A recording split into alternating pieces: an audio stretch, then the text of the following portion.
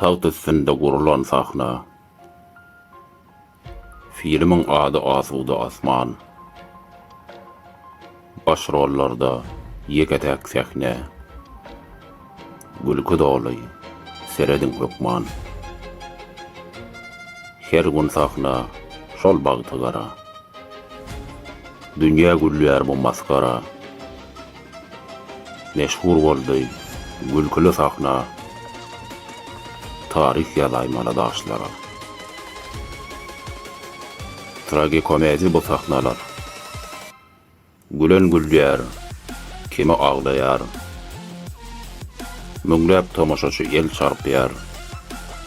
Goldap elinde beş şaý görýär. Rejissör kim? Operator gün. Süjet ýazanam galandyr geň. Syýla baldy halkyň hakyndan.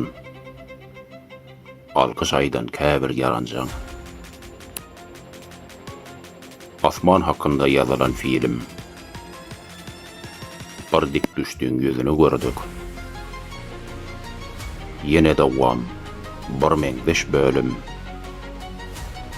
Asmanly filmden wah ýerdik.